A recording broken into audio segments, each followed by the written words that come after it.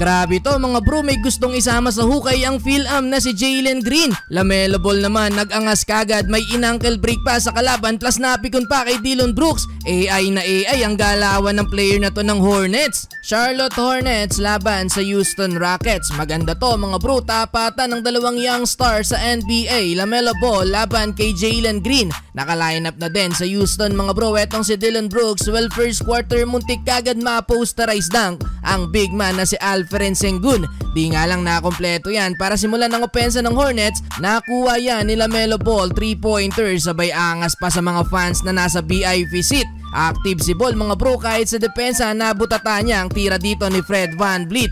After naman yan mga bro, nabuisit naman siya sa depensa ni Dillon Brooks. Masyado kasing madikit ang depensa sa kanya ni Brooks, kaya naman bilang bawi ay hinawi na ni Ball ang kamay ni Brooks. Jalen Green mga bro, unang bitaw sa tres, pasok yan galing top of the key. Yun nga lang kumana ng solo run ang sophomore na si Brandon Miller. Una tong slam dunk niya galing sa assist ni Ball. At eto pa isa mga bro, 4-point play naman. Napaka-unselfish sa play na to ni Ball mga bro, libre na pero ipinasa pa kay Miller.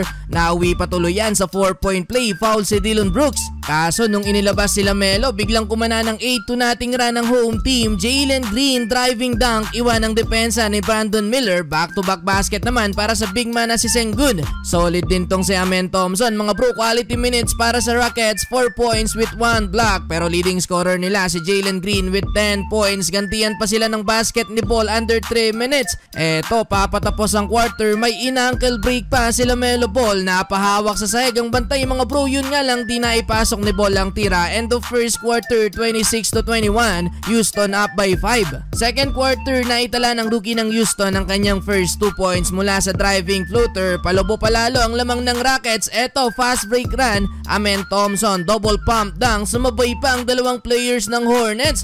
Well, double figure na para sa bench ng Houston. Etong si Amen Thompson with 11 points, habang maagang double-double naman para kay Sengun with 11 rebounds under 8 minutes. Lobo na sa double digit ang inahabol ng Charlotte. Nabastos pa sa play na to si Ball, reverse layup mula kay VanVleet. Under 4 minutes, first points para kay Treyman, ang AI 2.0 dahil sa pormahan nito mga bro. Pero Jalen Green, naipasok pa itong highly contested shot niya beyond the arc. Iisa pa sanang highlight mga bro si Jalen Green, kamuntikan isama sa hukay mga bro etong si Grant Williams. Buti na lang at kinapos ang dunk na yan ni Jalen Green, kundi viral panigurado si Williams. Well, natapos ang first half, abante pa din ang double digit ang home team. LaMelo Ball 14 points, Jalen Green 13 points, 60-49 halftime.